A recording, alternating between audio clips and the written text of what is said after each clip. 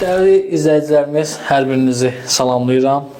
Bugünkü Cənubun səsində qonağımız Tərəqqi medallı Respublikanın Qabaqcıl Maarif xadimi, SSR Maarif əlaçısı, uzun illər masallı təhsilində böyük xidmətlər göstərmiş, hal-hazırda təqaüddə olmağına baxmayaraq, hal-hazırda da fəaliyyətini davam etdirən masallımızın və Respublikamızın tanınmış ziyalısı Ədalət müəllim Nehmətovadır. Ədalət müəllim, sizi salamlayıram. Redaksiyamıza xoş gəlmisiniz. İlk öncə onu deyə bilərəm ki, həqiqətən bu günləri sizin kimi ziyalılarımıza Respublikamızda ehtiyac var və mən sizin fəaliyyətinizi də dərindən izləyirəm, yaxından izləyirəm və çox xoş bir haldır ki, Masallıdan Ədalət müəllim var. Xoş gördük sizi. Çox sağ olun. Dərin təşəkkürümü bildirirəm və maraqlısı odur ki, bugünkü bizim görüşümüz mənim ad günüm ərəfəsinə düşür. Bir həftədən sonra mənim ad günümdür. Ona görə dərin hər birinizə təşəkkürümü bildirirəm. Çox sağ olun. Mən elə bilirəm ki, bugünkü görüşümüz maraqlı görüş olacaq. Çünki sizin fəaliyyətinizi mən izləyirəm. Təkcə sizin yox, rayonumuzdan olan hər bir ziyalının, o cümlədən də mətbuat informasiya vasitələrində iştirak edənlərin hər birinin, yazıçıların, şairlərin hər birinin fəaliyyətini izləyirəm. Çox razı qalıram və çox sevinirəm ki, bizim rayonda belə bir ziyalılarımız, belə bir saytlarımız var.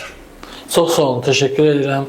Diqqətiniz üçün qarşıdan gələn doğum günü münasibəti ilə də sizi təbrik edirəm. Həqiqətən xoş bir xəbər oldu bizim üçün. Ədalət müəllim, birinci sualı əslində belə vermək istəyərdim ki, Ədalət müəllim ilk olaraq uşaqlıq illərinə biraz qaydaq. Müəllim ailəsində böyümək sizin həyat seçiminizə necə təsir edib? Mənim həyatım müəllimlik peşəsi ilə bağlı olub. Çünki mənim babam 70 il fasiləsiz müəllim işləyib. Atam 50 ilə yaxın kəndimizdəki əsas məktəbin direktoru olub. Ailədə çox uşaqlı olmuşuq, 13 bacı qardaş olmuşuq, böyükləri mənəm və mənim böyük olmağım və birinci ali məktəbə girməyim onların da həyatında böyük təsir olub. Məndən sonra oxuyanların hamısının ya müəllimi olmuşam, ya repetitor kimi məsləhətçisi olmuşam, istiqamət verənləri olmuşam. Ona görə də elə məndən sonrakılar da hamısı istər Respublikada, hətta Respublikadan kənar o vaxtı Ulu Öndər Heydər Əliyevin təşəbbüsü ilə Lvov şəhərində oxudu. Elə təhsil sahəsində çalışanlarımız da var, digər sahələrdə də, müxtəlif sahələrdə də çalışanlarımız çoxdur.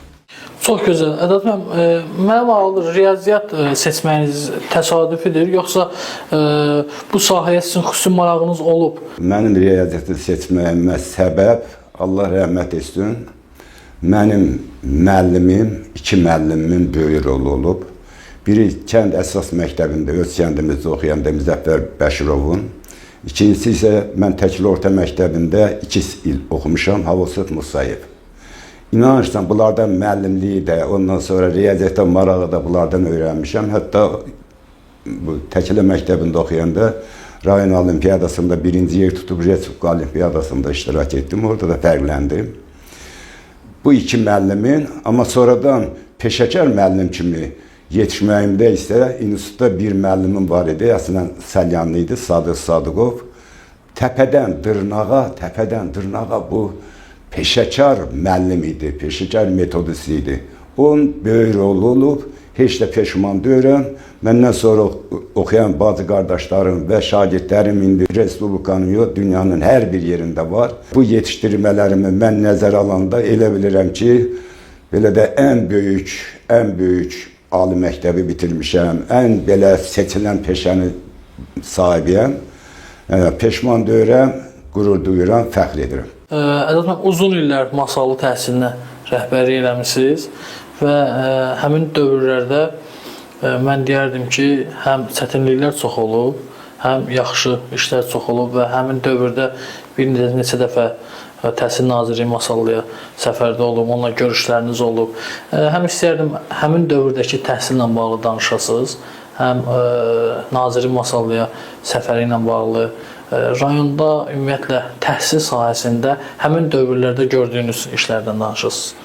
O vaxt bir müsabiqə var idi, ilin müsabiqəsi. Deməli, o müsabiqə elə idi ki, Respublikada naziri özü keçirdirdi, il ərzində görülən işlər qiymətləndirildi, diplomla təltif olunurdu. Mən işlədiyim 7 ildə birinci il 3-cü yer tutduq, ikinci, 3-cü il Respublikada 2-ci yer tutduq. Ondan sonra 4 il isə Respublikada 1-ci yer tutdum, Masallı rayonu.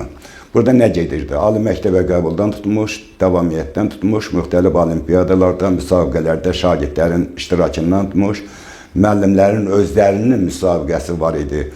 İlim müəllimi, ilim məktəbi müsabiqəsi. Bunların ümumi nəticəsini yekunlaşdırıb, son 4 ildə Masallı rayonu Respublikada 1-ci dərəcəli diplomla layiq görüldü. Bu, həm Misir müəllimin işə obyektiv verdiyi qiymətdən asılı idi, həm də gördüyümüz işin çəkisindən asılı idi.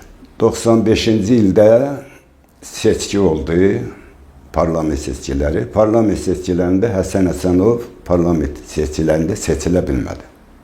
Çox bir maraqlı və xoşa gəlməyən bir hal oldu. Seçki dairəsindən onun bütün sənədləri oğurlandı. Sonra ikinci dəfə bu namizədliyini verdi Masaldan. Həsən Həsənov da onda baş nazir işləyirdi. Gəldi burada, müxtəlif görüşlər keçirdi. O görüşlərin birində mən maraqlı bir buna təklif verdim. Dedim ki, Həsən müəllim, böyük vəzifədə işləyirsiniz, namizədliyinizi veribsiniz. Mən elə bilirəm ki, yəqin ki, seçiləcəksiniz. Lənkəranda universitet var, pedaqoji texnikomu var, kənd təsərrüfatı texnikomu var, tibb texnikomu var, lisey var. Masalda bu tipli məktəblərdən biri də yoxdur. O məktəbin açılışının təşkil etməyi, təklif irəli sürdüm, qeyd elədi. Dedim, mən seçilsəm, onu siz üçün asacam. Elə oldu, seçildi. Biraz keçdi, mən dedim, bu seçildi, getdi otur. Parlamentdə də bu yaddan çıxdı. Bir də gördüm, Şirəli müəllim, Allah rəhmət eləsin, təhsil şöbəsinin müdürdür, məni çağırdı, dedi, sənin dediyin təklif keçdi. İndi zəhmət çək, deyibsən, açılıb, onun əsasnaməsində sən yazılsan, nizamnaməsində sən yazılsan, adında sən seçəcəksən. Dedim, gəlin belə eləyək Şirəli müəllim, bunun adını qoyağın dəfinə. Dedi, axı dəfinə nə məndir? Dedim, bilinmir elə bu, özün doğruldacaq, doğrultmayacaq, eləməyəcək. Bəlkə ayağımızın altında milyardlar yatır, xəbərimiz yoxdur. O açıq üzə çıxandan sonra bilinir ki, bu sərvət imiş, belə imiş. Nəsə, bunların hamısını elədik, hazır elədik, dəfinə liseyi 95-ci ildə açıldım. Mən orada 2 saat dərs götürdüm, onda təhsil şöbəsində metod işlədim. Onda yuxarı siniflər idi, riyaziyyat təmayülli lisey kimi. Sonra taliyə ilə fırlatdım, mən orada direktor seçildim. Direktor seçilən ili bizim məktəbin binası çox yararsız idi. Biz 2 nömrədə məskunlaşdıq. Məktəb tikintisi başladı. Məktəb tikintisi başlayandan sonra... Birinci dəfə 2 nömrə məktəbdə başlayıb dəfnən fəaliyyəti? Yox. Elə onda Dadva məktəbi kimi çox primitiv bir mərtəbəli uzun köhnə bir bina idi. Sonra bina tikildi, hazır oldu, bina köçdü, açılış oldu. Açılışdan təxminən bir 17-18 gün sonra hörmətli prezidentimiz İlham Əliyev, Mehriban xanım məktəbin açılışına gəldilər. Mən onun nə qədər sadə, nə qədər humanist, nə qədər qarşısındakı bir ziyalı kimi, insan kimi saymağını gördüm. Çox səmimi, mehriban bir söhbətimiz oldu. Sonra bu məni ruhlandırdı, cənab prezidentin gəlməyi, işimizi həddən artıq çox tərifləməyi, məktəbin, köhnə məktəbdən o məktəbə bir dənə portret də girmədi. Hamısı köhnəlmişdi, saralmışdı.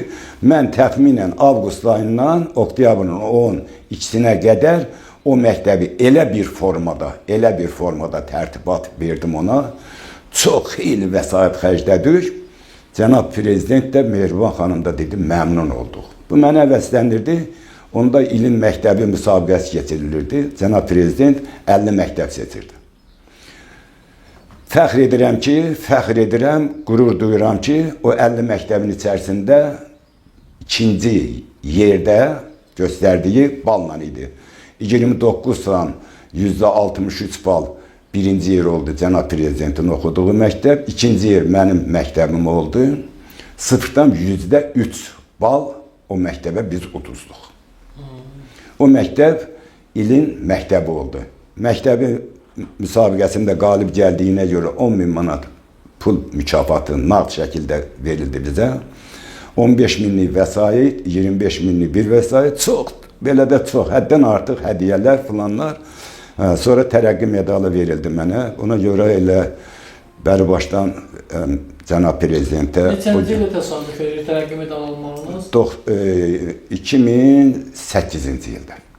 SSR Təhsil Nazirliyi, SSR Təhsil Nazirliyi, Həmkarlar İttifaqı, Azərbaycan Respublikasının Təhsil Nazirliyi, həmkarları, ondan sonra Elmlər Akademiyası, çünki mənim olimpiyadada çox rolum olub, Elmlər Akademiyası da mən təltif edib. Tələbə qəbulunda göstərdiyimiz göstəricilərə görə tələbə qəbulu, indiki Dövlət İmtahan Mərkəzi, onların təltiflər sayı hesabı yoxdur. Sonra baş müəllim adı aldım, onda baş müəllim pullu idi, 15 manat aklada artıq alırdı, 25 manat metodist müəllim adı aldım ona, SSR Maarif Əllahçısı aldım. Respublikan Qabaqcıl Maarif Xadimi, sonra ali kategoriyalı müəllim, ali kategoriyalı metodist və s. Amma o uğurların içərisində ən böyük uğur tərəqqi medalını hesab edirəmsə, mənim bir Moskvada bir yazım çıxdı. O vaxtı Azərbaycandan o jurnalda yarım səhifədən artıq çap məhsulu olan ikinci bir adam olmayıb. Mənim məqaləm jurnalın cildində verildi. Bir səhifə, iki səhifə rəyli şəkillə. Çox heyf ki, burada rayonun adı yazılmamışdı. Neymətov Təkili Orta Məktəbi Azərbaycan SSR. Kamran Rəhimov onda nazir idi. Kamran Rəhimov baxıb bu böldə uğur məni çağırtdırdı. Nazirdə soruşub, deyib, o bizim dostumuzdur falan kəsdi, o bu cürdür belədir, çağırdı. Mənə çox mükafatlar belə vəd elədi. Dedi, sənə Qabaqcıl Maarif Xadimi dedim varımdır. Filan dedim varımdır. Filan. Dedi, 06 Jiguli sənə növbədən kənar verirəm. Onda da o Jiguli 16.000, 17.000 idi burada. Öz qiyməti də 9.100 idi gərəkcə. Dedim ki, yox, ona mənim pulum yoxdur. Dedi, nə istəyirsən? Dedim, Azərbaycana mən eşitmişəm ki, 11 dənə kompüter dəsti verilib. Söhbət 85-ci ildən gedir. 11 dənə kompüter dəsti verilib. Mən sizdən xahiş elərdim, onu birini verəsiniz mənə. O dayandı belə, səhər-səhər birinci məni qəbul edib. Dayandı, dedi ki, onu mən demişəm Bakının hər bir rayonuna, bir dənə hər birinə. Ki, Moskvadan gələn üçün filan üçün. Amma ona baxmayaraq birini verirəm sənə. Dedim, mənim bir dənə də xahişim var. Dedi, belə çıxdı ki, üzdülüyü verəm. Dedim, indi siz Bakını nəzərdə tutursunuzsa, siz də göndərdiniz onu rayona, rayonda da 1-2 nömrəli, 3 nömrəli birinə verəcəklər. Dedi, ömrü boyu olan məhz. Dedi, qutuların üstünə yazısız, Masallı rayonu, Təkilə Orta Məktəbi, Neymətov Ədalət Əlövsətoğlu. Nəsə, mən də gəldim, dedim, yəqin ki, ya verəcək, ya indi bəlkə də yaddan çıxacaq. Ya idi, bir də gördüm, təhsil şöbəsindən bir nəfər gəldi. Müəllim, sizə bir maşın yük göndərilib.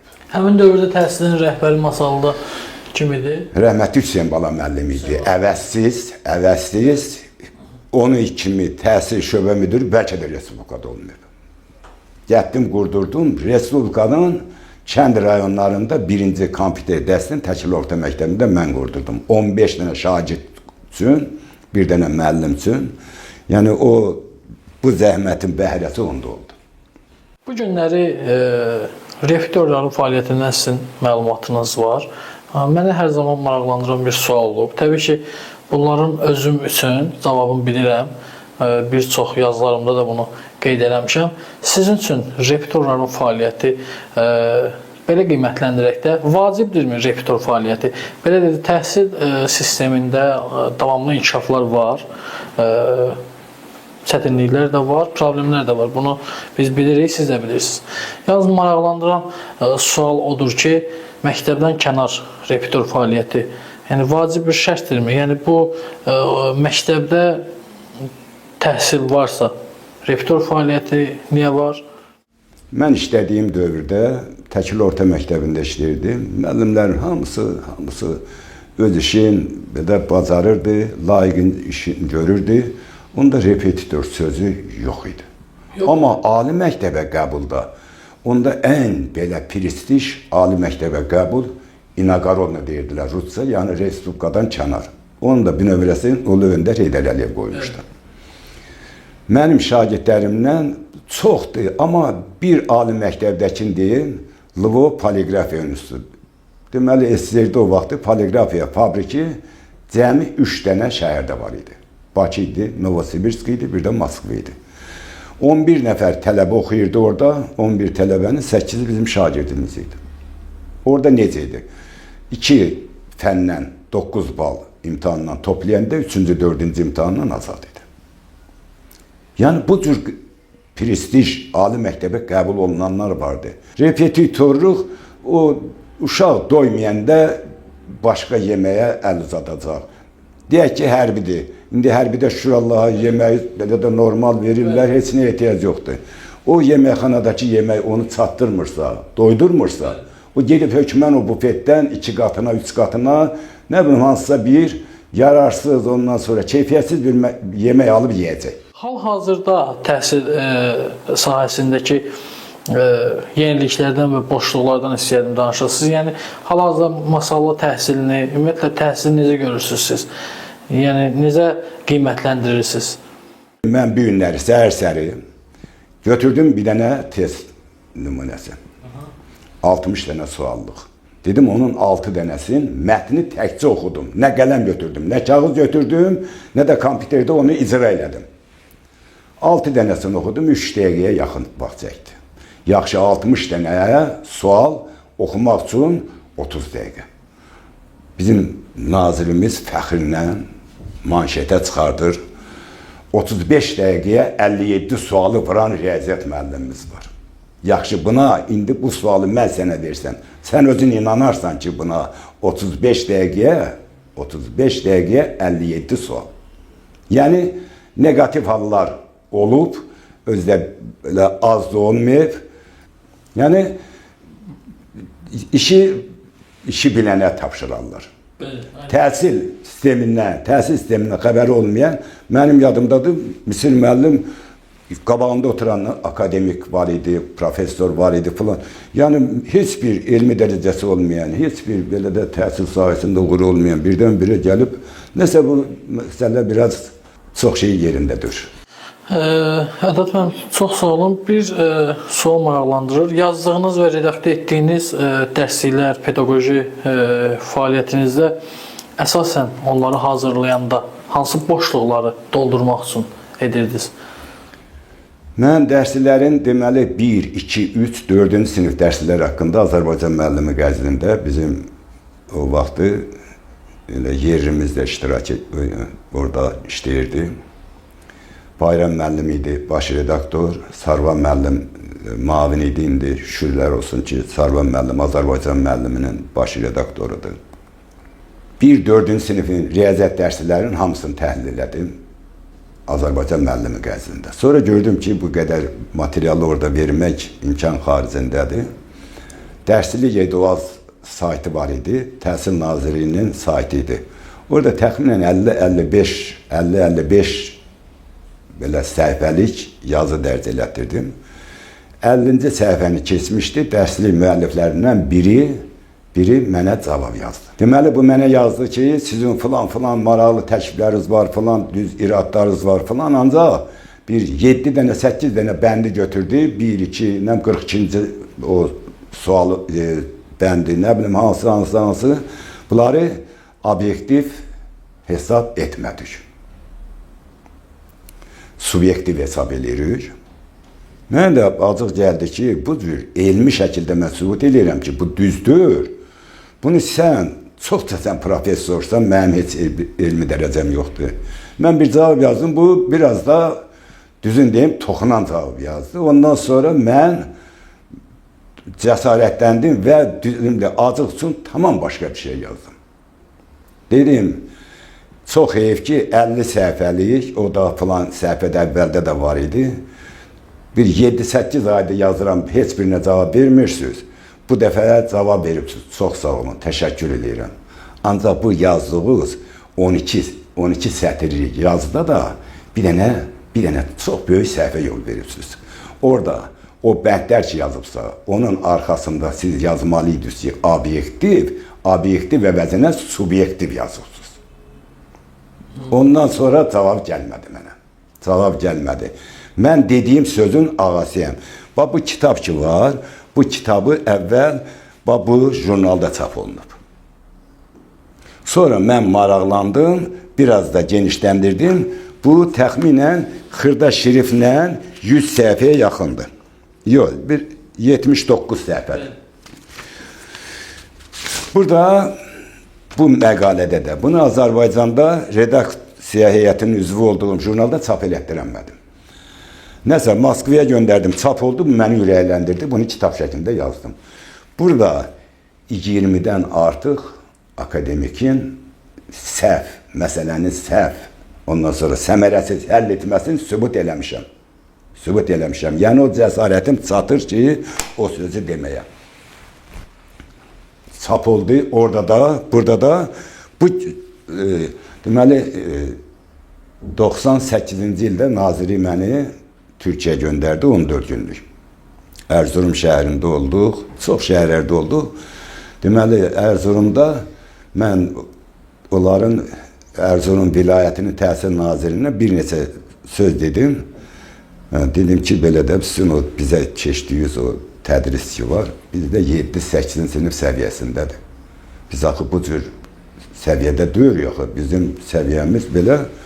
Dedi, sabahları icazə verəcəm, sən çıxışa getsən. Dedim, sabah yox, icazə ver, dedi, yox, sabah.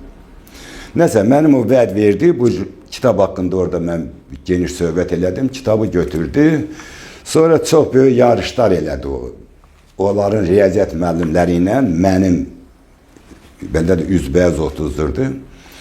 Dedi, bunu mən siz üçün burada tərcümə elətdirib çap etdirəcəm və bizim pedaqoji ali məktəblərdə bu kitab çap tədris olunacaq. Sonra fərdi qaydada mənlə görüşdə, qal burada falan elə çox təkliflər oldu və mən belə də düzün deyim ki, heç qalmaq fikrim də yox idi. Çox vədlər oldu.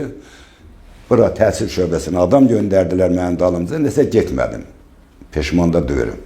Nə eləmişəmsə, nə eləyirəmsə, mən elə öz vətənim üçün eləyim.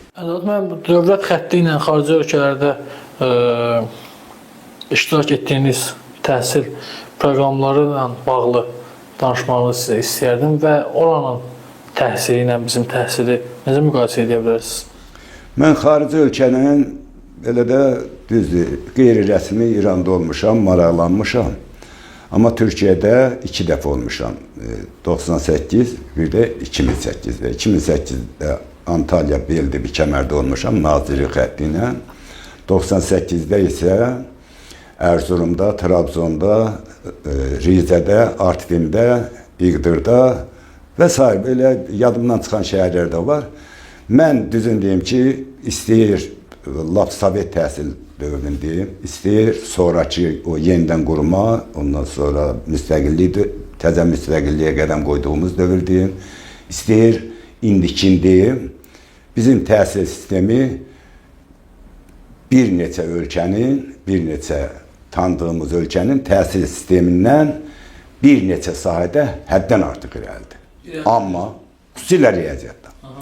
Amma açığı deyim ki, dildən pərcarlıq deyirlər, natiqlik deyirlər, oratorluq deyirlər. O, İngilis dilinə maraq, kompüterə həvəs, bunların 3 sahədə biz bir neçə ölkədən, dost ölkələrdən də hələ geridəyik. Bunu etiraf eləmək lazımdır. Hal-hazırda sosial media dönəmində yaşayırıq. İnternet resursları, xəbər portalları. Siz özünüz də sosial mediada çox aktivsiniz. Görürəm ki, izləyirsiniz. Müxtəlif əhəmiyyət kəsb edən şeylərə öz fikirlərinizi bildirirsiniz. Bildiyim qədərilə artıq sizin dövrünüzdə mən elə bilirəm ki, belə yox idi. Amma hal-hazırda məktəblərdə görülən işlərlə bağlı müəllimlər, şagirdlər, məktəb direktorları sosial media hesablarında paylaşımlar edirlər və məktəbdə keçirilən tədbirlər, dərslərlə bağlı, müəllimlərlə bağlı paylaşımlar edirlər. Bunu necə qiymətləndirirsiniz? Məsələn, 9-da dərs vaxtı başlayırsa, 6-ya qədər gedir. Birinci smen, ikinci smen gün növbəsi ilə də. Amma mən görürəm ki, saat 10 Facebookda məktəb direktoru kimləsə yazışır, nəsə bir paylaşım edir. Yəni, bu mövzu sizin üçün necə bunu dəyərləndirirsiniz? Düzün deyim ki, sosial mediada bu cür paylaşımlar etmək, ona pis baxmıram. Məsələn, bir misal çəkin. Mən sosial mediada baxıram. Məsələn, Masalının istəyir rayon icra hakimiyyətinin başçısı Araz müəllimin, istəyir Yeni Azərbaycan Partiyasının sədri Seyfəddin müəllimin gördüyü işləri elə bil ki, götürüb belə bir kitab belə bir tərəfə yıxsın. Azərbaycanda inan ki, 80 rayonun gördüyü işdən çox iş Masallı rayonda görülür. O nasıl doğru? Bunu danmaq olmaz. Və məni sevindirən iki şey var. Biri, hansı tədbir olursa, icra başçısı, Yeni Azərbaycan Partiyası sədri, bunlar hamısı birlik var, bir. Bizim elə bir şəhidimiz yoxdur ki, onun məzarına icra başçısı və yaxud Yeni Azərbaycan Partiyası sədri getməsin, dəyməsin. Rayonlar var, deyir, bizim qapımızı açan yoxdur. Bizim belə. Bax, bunlar hamısı rayonda görülən işlərdir, işıqlamadır, yol çəkilişidir. Bizim kəndin asfaltı, düzün deyim ki, Bakı Asfaltının asfaltından bəlkə də keyfiyyətlidir, yaxşıdır, zəifdir. Yəni, bunlar hamısı məktəblərdə də belə. Amma o, elə bir dənə tədbir başlamamışdan o, gəl bizim şəkilimizi burada çək, mən belə eləyim, mən bir dənə lapatkaya belə tutum falan. Bunlar, o nə deyim, vallahi, görüntü yaratmaq üçündür, çoxu. Reklam xarakterli. Bəli, reklam xarakterlidir. Sənin işin nəticə. Ədəb müəllim, çox gözəl bir mövzuya vurğuladınız. Əslində, mənim üçün də çox xoşdur. Digər rayonlara baxanda bu günləri həqiqətən Masallı çox inkişaf edir. Xüsusilə vurğulamaq lazımdır. Rayon İcra Hakimiyyətinin başçısı cənab Araz Əhmədov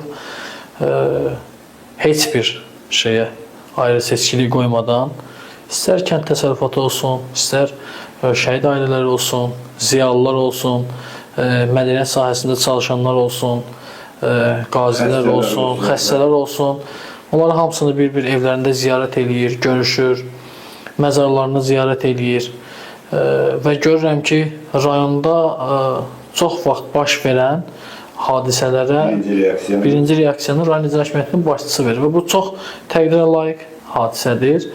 Belə fikirləşirəm ki, təbii ki, belə şeyləri paylaşmaq lazımdır ki, digər rayonlar da baxıb örnək götürsünlər. Media nümayəndəsi olaraq Cənub bölgəsini təmsil edirəm, Cənubun səsi olaraq. Digər rayonlara gedirəm, Lənkərana, Masallıya, Astaraya, Lirikə, Yardımlıya və hansı rayona gedirəmsə bizim rayondan çox danışırlar.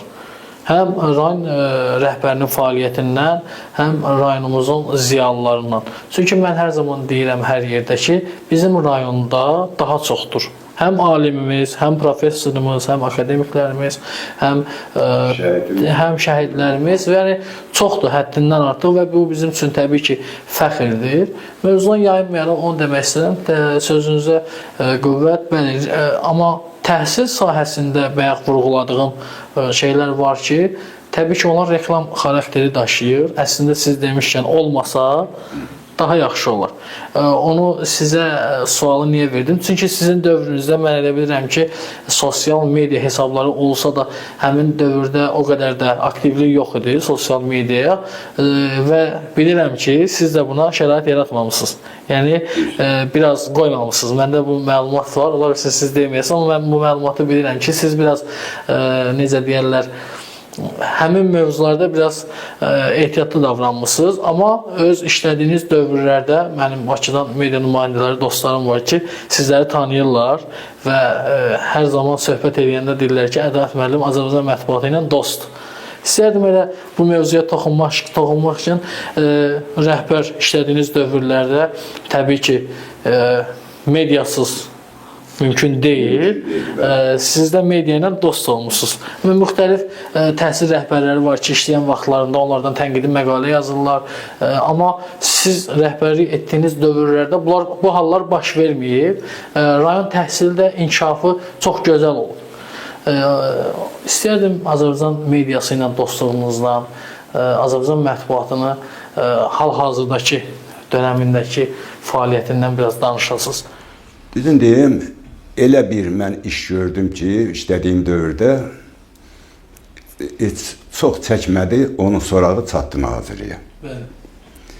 Bizim o vaxtı Azərbaycan müəllimi qəzinin tirajı 700-800-ə düşmüşdü. Masallı təhsili adlı bir qəzet təhsil edim. Qəzinin tirajı çıxdı 2000, 3000, hətta 5000-ə qədər çıxanda nazir bundan maraqlanıb baxdı. Bu böldə Respublikanın təhsil qəzeti baş orqanı bu tirajla rayonun təhsil şöbəsinin orqanı 5000 tirajı keçir. Bunun bir xeyrim oldu, o müəllim qəzetinə maraq da artdı. Masallının təhsil işçiləri ilə bağlı 3 cildli kitab yazdırdım. O kitab çatdı nazirə, nazir müavininə, çox böyük alqışlandı. Bu yaxınlarda da bilməm, kimsə onun bir səhifəsinin cildini də vermişdi, hətta mənim də şəklimi vermişdi. Məlumdur da indi çox hallanır. Nazir kimi Misir müəllim belə də yaxşı mənada bir 90%, amma pis yazanlar da var. Bax, Qurana and olsun, bax, açıq, aşkar Qurana and olsun deyirəm. Allahın birinə and olsun. Mən nə təhsil şöbəsinin müdürü kimi keçəndə 1 manat, yəni təmənni olmuyor məndən, nə işlədiyim 7 ildə nazir adından özü və yaxud adından 1 manatlı məndən təmənni olmuyor. Bax, Qurana and olsun.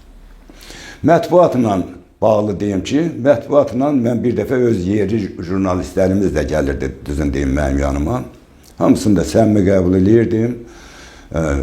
Müsahibə istəyirsiniz, buyurun. Ondan sonra məktəbə getmək istəyirsiniz, açıq. Müsahibə istəyib, hamısına vermişik müsahibəsini belə.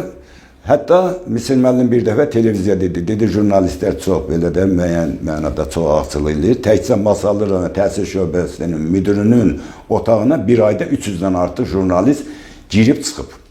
Yaxşı, indi onun demir ki, o gəlib nəsə almağa, nəsə eləməyə. Amma 300 nəfər bir adamın otağına bir ayda hesab elə 30 günündə bir 4 gün, 5 günündə iş günüdür. Günə neçə dənə düşür. Deməli, bir ancaq elə jurnalistlə görüşməlidir, müsahibə verməlidir, yapılan eləməlidir. Tutardı. Sonra mətbuatda bax, bunu belə, mən hətta nazirin, burada digər məktəbində idi, nazirə mən dedim onu. Dedim, Misir müəllim, riyaziyyatçısınız, mən də riyaziyyatçıyam. Mən demirəm sizin səviyyə deyəm, amma açıq əməyim var. Respublikada da riyaziyyat sayəsində görülən işləri belə tərifləmək olmasın, təvazökarlıqdan uzaq olsun, mənim gördüyüm işləri görən olmayıb.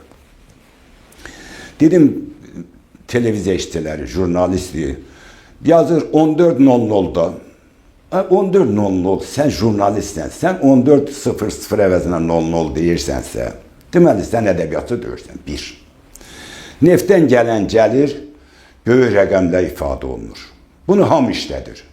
Lap belə, mən bir neçə nazirin ağzını eşitmişəm, böyük rəqəmlə ifadə olunur. Böyük rəqəm nədir? Böyük rəqəm 9-dur. Deməli, 9 ton neft çıxıb, yaxud 9 kub metr, böyüyü 9-dur. Böyük ədədlə ifadə olunur. Bu əvəzinə bunu, yəni belə bir dilimizə yabancı sözlərdən istifadə eləməyi, bunlar hamısı jurnalistikadan, ədəbiyyatçılıqdan filandan həddən artıq uzaqdır və onun qiymətin 100-ü bilmirsə 2 nəfər, 3 nəfər var ki, deyir, 00 nədir? O günləri televizorda biri deyir ki, özəl tanınmış jurnalistlər, 14.00-da nə bilim verilişin təkrarı veriləcək. Sən 00 işlədəndə o qara kütlə nə işlətməlidir? Doğru vurğulayırsınız. Sözünüzə qüvvət. digər regionlara yenə baxanda masalda medianın fəaliyyəti çox güclüdür. Çox güclüdür. Biz də sizin sözünüzə görə hər biri ilə münasibətimiz çox yaxşıdır. Heç birinin arasında ayrı seçkilik qoymuruq. Nəinki masalı mediasını, Azərbaycan mətbuatı ilə heç bir ayrı seçkilik qoymuruq. Hər zaman necə deyərlər, Cənubun Səsi kollektivi olaraq onların yanındayıq, onlar da bizim yanımızdadır. Övladlarınızdan yolunuzu, yəni sizin özlərinə kumul seçib davam edən varmı? Böyük oğlum Rabitə İnformasiya Naziri idi, indi adını dəyişdirilib, bu nazirdə işləyirdi. Yaxın bir 6-7 aydır onu Şirvana telekommunikasiya rəis göndərdilər. İkincisi rabitə sayəsindədir, Bakıdadır. Üçüncüsü də rabitə sayəsində idi. Böyük bir layihəni işləyirdilər. Bir 4-5 il idi. O layihə başa çatdı. Hazırda işsizdir. Hər üçü ali təhsillidir. Hər üçü məşədidir. Quran oxuyurlar, oruç tuturlar. Yəni Allah necə bölgəmizin bütün spesifik xüsusiyyətləri olan hər birində cəm olub. Çox-çox razıyam. Allah canlarını salamat eləsin. Nəvələrimdə də elə davam elətdirən var, amma riyaziyyatı seçənləri yoxdur. Çünki riyaziyyat deyirlər baş ağrısıdır falan da, amma riyaziyyatçıdırlar. Hər biri riyaziyyatçıdır, yəni riyaziyyat təmayüllü gediblər. Çox gözəl. Son olaraq Azərbaycan gənc müəllimlərinə uzun illərin tanınmış bir müəllimi kimi, ziyalısı kimi, Respublika Qabaqcıl Maarif xadimi kimi nə demək istəyirsiniz? Əziz balalarım, əziz şagirdlər, əziz müəllimlər, oxuduğunuz kitabı oxumağa başlayanda qarşısına məqsəd qoyun ki, mən bu kitabdan bir səhv tapacam. Bunu mən akademik İbrahim İbrahimovla institut oxuyanda bizim qrup mənim təşəbbüsümlə iki tələbənin təşkilatçılığı ilə görüş keçirdik. Orada bizə bir məsləhət elədi. Dedi, hansı kitab oxumağa başlayırsınızsa, qarşısına məqsəd qoyun ki, mən bu kitabdan səhv tapacam. Məqsəd nədir? Dedi, o qabaqları bateriya şüşələri olurdu, sferik. Onu tutardı kağızın üstünə, əlimin üstünə. Əgər əl tərpənmirdisə, yandırırdı. Yəni, bütün diqqətlər günəş enerjisini ora cəmlənib, oradan o nöqtəni kağızı da yandırırdı, əli də yandırırdı və s. Bir məsləhətim budur. İkinci bir məsləhətim var. Bunu təkcə öz rayonumuzun yox, bütün respublikaya belə müraciət edirəm. Məsələn, elə məsələlər var, elə misallar var ki, onu belə götürür, əlləşir, vuruşur, çalışır, belə günlərlə və nəhayət axırda məlum olur ki, bunun bir dənə burada bir mərhələ lazım idi. Yəni, misallar olub, elə mənim də qarşıma çıxıb, çalışırsan, vuruşursan, əlləşirsən, 2 gündən, 3 gündən və yəni bu cür misal əlliyəmi, sən demək onun həlli yoxdur. Məsələn, sadə bir misal çəkin, riyaziyyatçılar bilər. Məsələn, 3 sinüs x plus kosinüs x bərabərdir 5. Bunu çevirməklə, nə bilim əməliyyatlar elə, ondan düsturlardan istifadə, heç də yox. Baxan kimi bilinir ki, bu misalın kökü yoxdur. Yaz, həllər çoxlu, boş çoxludur. Kökü yoxdur bunun. Yəni, belə şeyləri çox məsləhət eləyərdim. Bir də nə iş görürlərsə, dövlətə, vətənə sədaqətdən istifadə eləsinlər. Bu günləri üzümüz ağdır. Bir misal deyim ki, deyir, şagird müəlliminə həmişə dost kimi yox, bir rəqib kimi baxmalıdır. Rəqib kimi baxanda onun nailiyyətlərin, uğurlarını ötüb keçərlər. Mən bunu Heydər Əliyev, İlham Əliyev cənablarına şamil edirəm. Cənab Prezident elə bir iş gördü ki, o öz ustadın da, müəllimin də, valideynin də uğurlarını ötüb geçmiş. Hamımız da gözümüzü yığmışdı ki, Qarabağ məsələsi də həll oldu, getdi. Və çox sevinirəm ki, Azərbaycanda bəlkə ikinci bir adam yoxdur ki, özlərinin qohum əqrabasından başqa. İkinci bir müəllim bəlkə də təsəvvür eləmirəm ki, ulu öndərlə 4 dəfə görüşmək nəsib olsun. İlham Əliyev cənabları ilə bir dəfə özdə bir təxminən 2 saat yaxın görüşmək, yan-yana gəzmək nəsib olsun. Mehriban xanımla 4 dəfə görüşmək nəsib olsun. Leyla xanımla 2 dəfə görüşmək nəsib olsun. onu Tanrı mənə qismət eləyib, mənə məxsusdur o rekord. Allah dövlətimizi qorusun, şəhidlərimizi rəhmət eləsin, qazilərimizə can sağlığı versin.